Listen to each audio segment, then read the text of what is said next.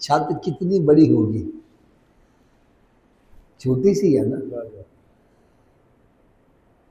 دیواروں کے بغیر یہ برقرار یہ اللہ کی شان ہے. اتنا بڑا آسمان بغیر ستونوں کے کھڑا کر کے دکھا. یہ اللہ کی شان ہے. حضرت صاحب سوچنے والی بات ہے. یہ ایک چھوٹی سی اینک ہے، اس کو چھوڑو زمین پر گر جاتی ہے، اور اللہ تبارک و تعالیٰ نے آسمان اتنا بڑا، اور پھر اس میں بادل ہے، اور بادلوں کے اندر پانی ہے، اور بادلوں کے اندر برف ہے. اولے پڑتے ہیں، کہاں سے آتے ہیں؟ اور یہ اولے اور برف جو ہے یہ سب ایسے معلق ہیں. کون اس کو سنبھالے رکھا ہے؟ یہ اللہ تعالیٰ کی ذات ہے. سبحان اللہ. ایک چھوٹی سی اینک بغیر ستون کے سہارے کے کھڑی نہیں، اور اللہ تعالیٰ اتنے بڑے بادل، اس میں پانی بھی ہے. کتنا پانی ہے؟ جب برستا ہے تو ہر طرف پانی پانی، اور جب اولے پڑتے ہیں تو اتنے اتنے بڑے اولے پڑتے ہیں. یہ سب کچھ بادل اٹھا کر چل رہے ہیں، اللہ کے حکم کے بغیر نیچے گر نہیں سکتے.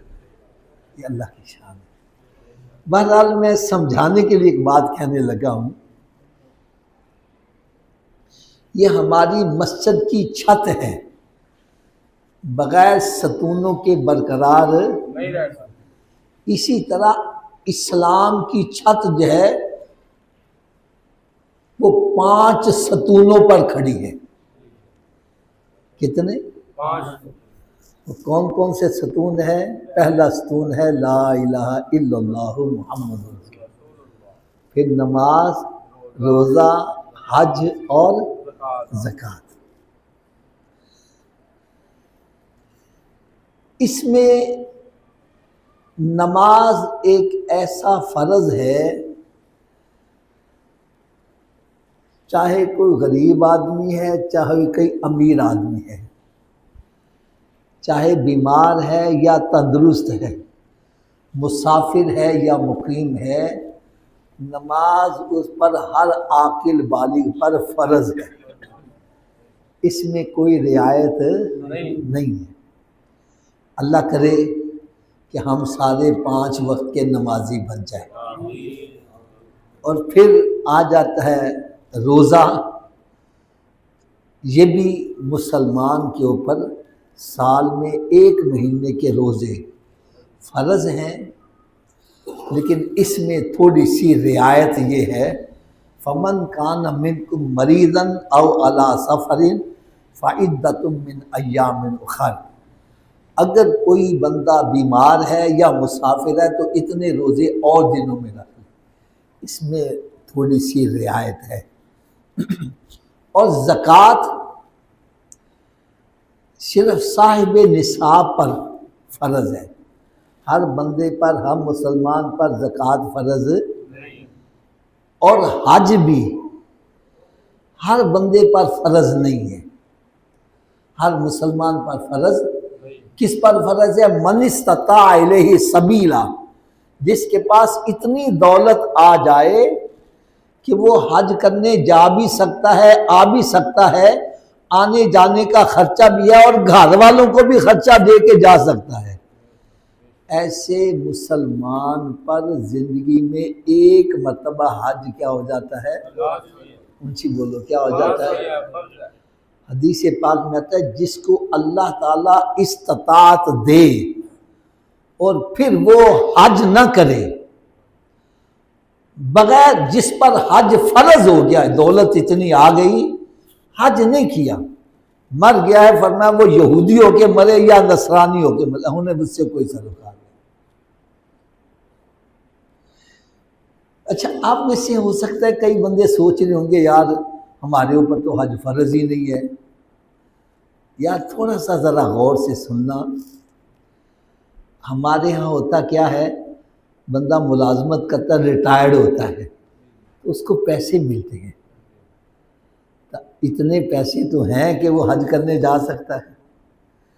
پھر بعض کا کمیٹی ڈالتا ہے، کمیٹی نکل آتی ہے، اتنی ہوتی ہے کہ اس کے اوپر حج فرض ہو جاتا ہے۔ لیکن ہم حج نہیں فرض کرتے، حج نہیں کرتے۔ کیوں نہیں کرتے؟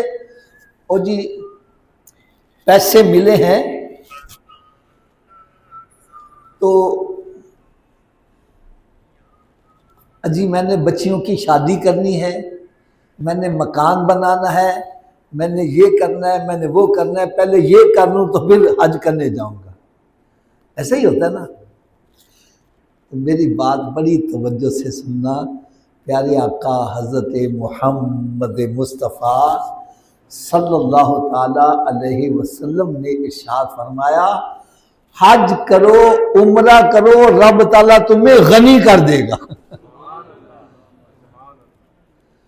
حج کرو، عمرہ کرو، رب تعالیٰ تمہیں غنی کر دے گا۔ تو حج کرنے سے، عمرہ کرنے سے جتنے بھی پیسے خرچ کرو گے یہ راہ خدا میں خرچ ہو رہے ہیں، اور راہ خدا میں خرچ کرنے والے کو قرآن کیا کہہ رہا ہے؟ مثال اس کی جو اللہ کے راستے میں خرچ کرتا ہے ایک دانے کی طرح ہے جس کو زمین میں بو دیا جائے، اس میں 7 بالیاں لگیں اور ہر بالی میں ایک ایک چھٹا لگے، 100 دانہ ہو، ایک کے بدلے رب تعالیٰ 700 گنا عطا فرماتا ہے۔ اور پھر اسی پہ بس نہیں کیا، فرمایا واللہ یضاعف لمن یشاء، اللہ جس کو چاہتا ہے اور بڑھا چڑھا کے اس کو واپس کرتا ہے۔ تو اگر بندے کے پاس توفیق آ جائے تو حج کرنا چاہیے۔ اچھا ایک کڑوی سی بات کہہ دوں، ہضم ہو جائے گی۔ ایک بندے کے پاس پیسے اتنے آ گئے کہ اس پر حج فرض ہو گیا، اب اس نے پیسے خرچ کر دیے، اب اگلے سال چاہے قرضہ اٹھا کے جائے اس کے اوپر حج فرض ہو چکا ہوا ہے۔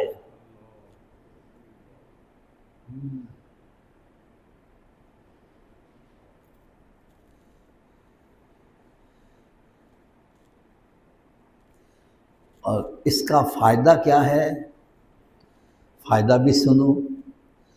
پیارے آقا حضرت محمد مصطفیٰ صلی اللہ تعالی علیہ وسلم نے ارشاد فرمایا کہ حج اس طرح بندے کے گناہوں کو دھو ڈالتا ہے جیسے پانی میل کو دھو ڈالتا ہے۔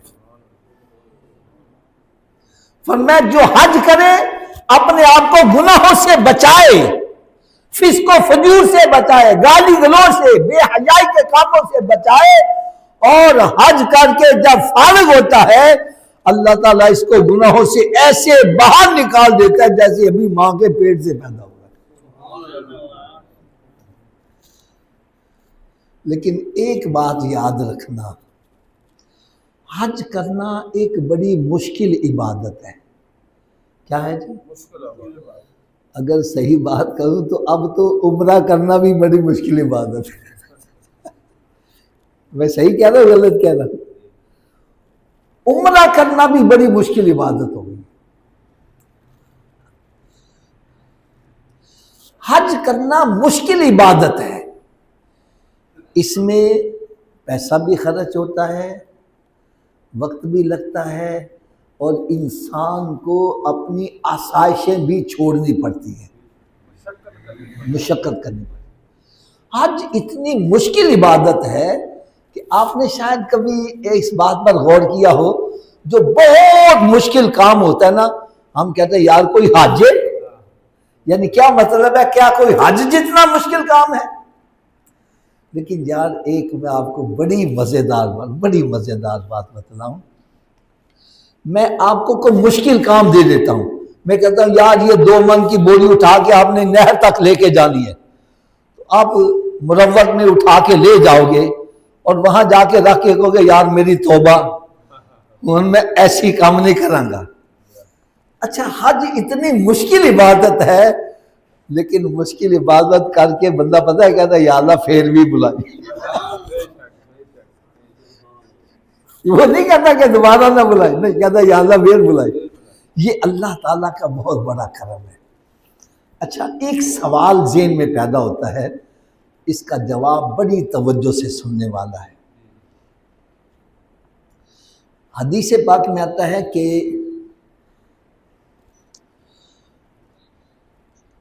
سفر کرنا، وہ کہتے ہیں نا انشاءاللہ مسافر کوئی نہ تھی وے تے ککھ جنا تے پارے ہو۔ سفر جو ہے نا انسان سے اس کی آسائشوں کو چھین لیتا ہے، اور فرمایا جب سفر سے فارغ ہو تو جلدی گھر آ جاؤ۔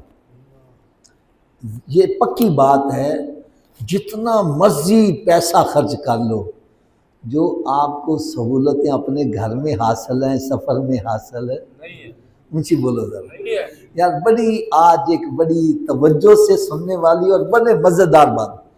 اب ایک بندہ سوچتا ہے یار میں گھر چھاڑ کے کیوں جاواں، پیسے بھی خرچ کروں اور پھر کاروبار بھی چھوڑوں اور پھر جنگلوں میں جا کے ڈیرے بھی لگاؤں، میں ایسا کیوں کروں؟ آؤ آج اس کا بھی جواب سنو۔ ایک دریا بہہ رہا ہے، اس میں ایک لکڑی کا تنا جس کو ہم موچھا بولتے ہیں وہ بھی بہتا ہوا جا رہا ہے، اور ایک لکڑی کی بنی کشتی بھی ہے۔ وہ جو موچھا ہے نا وہ کبھی ڈوب جاتا ہے، کبھی تھوڑا سا باہر، کبھی ڈوب جاتا ہے، کبھی تھوڑا سا باہر، اور کشتی خود بھی تیرتی جا رہی ہے، جو بندے اس میں سوار ہیں ان کے لیے سلامتی کا باعث بنی ہوئی ہے۔ ایسے ہی ہے نا جی؟ ہے دونوں کس کے بنے ہوئے؟ اونچی بولو ذرا۔ تو جو تنا تھا نا تنا، وہ زبان حال سے لکڑی سے پوچھنے لگا، اے کشتی ہے تو بھی لکڑی کی بنی ہوئی اور ہوں میں بھی لکڑی کا، مجھ سے اپنا آپ نہیں سنبھالا جا رہا، تو خود بھی سلامتی سے جا رہی ہے، دوسروں کے لیے سلامتی کا باعث بھی بنی ہوئی ہے۔ تو اب کشتی کا جواب سنو گے تو حج کا جواب سامنے آ جائے گا۔ کشتی کہنے لگی اے تنے اس میں کوئی شک شبہ نہیں ہے، تو بھی لکڑی کا اور ہوں میں بھی لکڑی کا، لیکن جس مقام پر تو آج مجھے دیکھ رہا ہے میں بڑی تکلیفیں اٹھا کے پہنچی ہوں۔ پہلے میں درخت تھی، مجھے جڑوں سے کاٹ دیا گیا، میں نے یہ بھی تکلیف برداشت کی، پھر میرے ٹکڑے کیے گئے، پھر مجھے سیزننگ کے لیے سوکھنے کے لیے رکھ دیا گیا، میں نے گرمی سردی بارش آندھی سب کچھ برداشت کیا، اور جب میں سوکھ گئی تو میرے سینے پہ آرا چلایا گیا، میرے تختے بنائے گئے، میں نے یہ بھی تکلیف برداشت کی، اور پھر جو شکنجہ نہیں ہوتا اس شکنجے کے اندر مجھے کئی دن تک کس دیا گیا جوڑنے کے لیے، اور پھر میرے اوپر رندہ چلایا گیا، پھر میرے اوپر آرے چلائے گئے، پھر میرے اندر میخیں ٹھوکی گئی۔ جب میں نے یہ ساری تکلیفیں برداشت کی، آج میں اس مقام پر ہوں، خود بھی سلامتی سے جا رہی ہوں اور دوسروں کے لیے سلامتی کا باعث بھی بنی ہوئی ہوں۔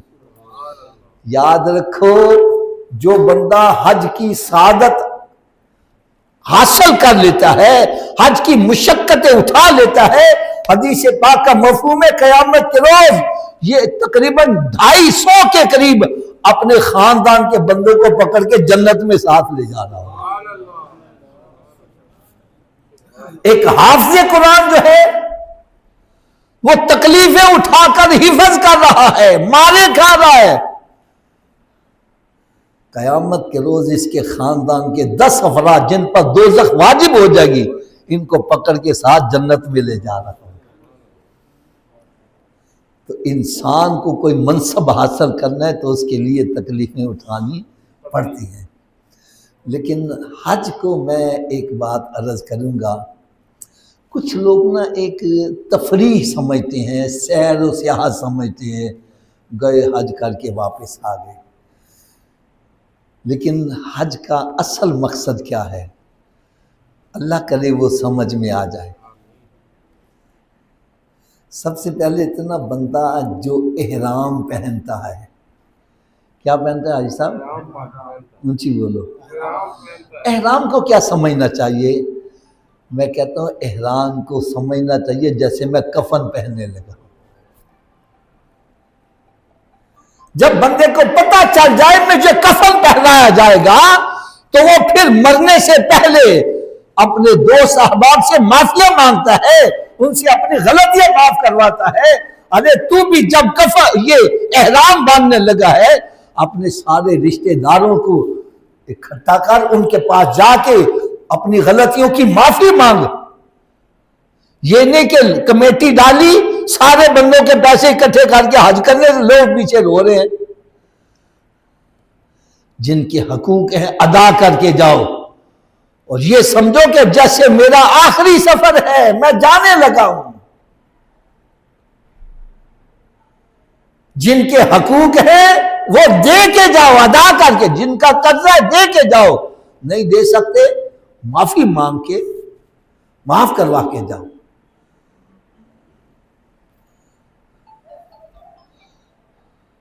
اور حج انسان کو کیا سکھاتا ہے؟ حج یہ سکھاتا ہے بندے مٹا دے اپنی ہستی کو، اگر کچھ مرتبہ چاہے کہ دانہ خاک میں مل کر گل و گلزار ہوتا ہے۔ ایک دانے کو آپ اپنے گھر میں پریزرو کر کے رکھ لو، بوتل میں ڈال کے رکھ دو، محفوظ کر کے رکھ دو، یہ ضائع ہو سکتا ہے، نہ بھی ضائع ہو، دانہ ہی رہے گا، اس میں اضافہ نہیں ہوگا، یہ گل و گلزار نہیں بنے گا۔ اگر گل و گلزار بننا ہے تو پھر کیا کرنا پڑے گا؟ اس کو اونچی بولو، مٹی میں ڈالنا پڑے گا، مٹی میں جائے گا، اس کی ہستی مٹے گی، اور پانی ڈالا جائے گا، اس کے اوپر سہاگا چلایا جائے گا، پھر جا کے یہ کہیں گل و گلزار ہوگا۔ اب تو بھی گل و گلزار ہونا چاہتا ہے تو فرمایا کہ یہ تیرے بڑے زبردست کپڑے ہیں، بڑے پیسے دے کے 5,000 ہزار دے کے سوٹ سلایا ہے، فرمایا یہ سارے اتار دے، اور پہننا کیا ہے؟ 2 چادریں، وہ بھی انسلی۔ کیوں جی؟ انسلی 2 چادریں، جو عام بندہ پہنتا وہ بھی تو نے پہننی ہے۔ اور پھر خوشبو بھی نہیں لگانی، کنگا بھی نہیں کرنا ہے، اور اپنے آپ کو گناہوں سے بھی بچانا ہے، بے حیائی کے کام بھی چھوڑنے ہیں۔ اور پہلے تو غیبتیں چغلیاں کرتا تھا، اب تیری زبان پر ترانہ کیا ہونا چاہیے؟ لبیک اللہم لبیک، لبیک لا شریک لک لبیک، ان الحمد والنعمت لک والملک لا شریک لک۔ اب جب مکہ معظمہ پہنچتا ہے، وہاں جا کے خانہ کعبے کا دیدار کرتا ہے، یار وہ خانہ کعبہ جس پر پہلی نگاہ پڑے جو دعا مانگو رب تعالیٰ قبول فرما لیتا، وہ خانہ کعبہ، یا دنیا میں جتنے بھی مسلمان ہیں سارے اس کی طرف منہ کر کے، جب بھی نماز پڑھنے کیا کہنا؟ منہ طرف، اونچی بولو، منہ طرف، جہاں کہتے ہیں منہ طرف قبلہ شریف، آج قبلہ میری آنکھوں کے سامنے موجود ہے یار، وہ قبلہ جس پر ایک نگاہ پڑ جائے رب تعالیٰ مقبول حج کا ثواب عطا فرمائے۔ اور پھر خانہ کعبے کا طواف کر رہا ہے، 7 چکر لگا رہا ہے، اور پھر نفل پڑھ کے آب زمزم شریف پیتا ہے، پھر صفا مروہ کرتا ہے، صحیح کرتا ہے، اور صحیح کرنے کے بعد تو نے بال بڑے سیٹ کروائے، چلو ٹینڈ کراؤ۔ کیوں جی حضرت صاحب؟ ایسے ہی ہے نا، ٹینڈ کروانا افضل ہے، ویسے قصر بھی کروا سکتے ہیں لیکن ٹینڈ کروانا افضل ہے، ٹینڈ کروا لیتا ہے، تو یہ میرا مطلب عمرہ مکمل ہو جاتا ہے۔ اور جو حج تمتع کرنے والے ہیں وہ عمرہ کرنے کے بعد تین کروا دیتے ہیں، پھر اپنے سلے ہوئے کپڑے پہن کے تو پھر وہ عبادت وغیرہ کرتے رہتے ہیں اپنے سلے ہوئے۔ پھر 8 تاریخ کو پھر یہ حج کا احرام باندھ کے پھر مینا میں آتے ہیں۔ مینا میں ظہر، عصر، مغرب، عشاء اور فجر، 9 تاریخ کی فجر، یہ 5 نمازیں مینا میں پڑھ کے پھر میدان عرفات میں آ جاتے ہیں۔ حج کی تعریف کیا ہے، ڈیفینیشن کیا ہے؟ مخصوص ایام میں مخصوص مقامات پر احرام باندھ کے اللہ کی رضا کے لیے حاضر ہونے کا نام حج ہے۔ ہم سمجھتے ہیں حج کوئی نماز ہے جو ہم کسی کے پیچھے جا کے پڑھتے ہیں، نہیں بھائی، حج کی ڈیفینیشن یہ ہے مخصوص ایام میں مخصوص مقامات پر احرام باندھ کے حاضر ہونے کا نام حج ہے۔ میں بڑی آسان سی مثال دیتا ہوں۔ ایک بندہ سارا سال میدان عرفات میں بیٹھا رہے، 9 تاریخ کو باہر آ جائے حاجی، اونچی بولو، اور 9 ذی الحج کو احرام باندھ کے ایک لمحے کے لیے میدان عرفات میں چلا جائے یا اس کی فضا سے ہی گزر جائے، اس کا نام حاجیوں کی لسٹ میں شامل ہو گیا ہے۔ پھر وہاں ظہر اور عصر کی نماز ادا کرتا ہے، مغرب تک وہیں رہنا ہے۔ اب مغرب کا وقت ہو جائے تو وہاں مغرب نہیں پڑھنی، اس کو چھوڑ کے آپ نے مزدلفہ میں آ جانا ہے۔ وہاں پر آپ نے مغرب اور عشاء پڑھنی ہے، اور پھر فجر کی نماز پڑھ کے آپ نے پھر دوبارہ واپس مینا میں آ جانا ہے۔ اور مینا میں 10 تاریخ کو بڑے شیطان کو 7 کنکریاں مارنی ہے۔ اس کے بعد پھر آپ نے قربانی کرنی ہے، پھر ٹنڈ کروا دینی ہے۔ ٹنڈ کروا کے پھر آپ سلے ہوئے کپڑے، احرام کی پابندیاں ختم، آپ نے کپڑے پہن لینے ہیں۔ اور پھر آپ پر ایک جو بڑا فرض ہے، وہ ضروری، وہ ہے طواف زیارہ۔ وہ 3 کو 10 کو کر لو، 11 کو 12 کو کر لو، 3 دنوں میں آپ حضرات طواف زیارہ کر لیں۔ اور اس کے بعد پھر 11 اور 12 2 دن آپ نے تینوں شیطانوں کی رمی کرنی ہے۔ تینوں شیطانوں کو آپ نے 7 کنکریاں دونوں دن مارنی ہے۔ تو یہ آپ کا، میرا مطلب ہے کہ حج مکمل ہو جائے گا۔ پھر آپ کے ذمے ایک کام رہ جائے گا، طواف وداع۔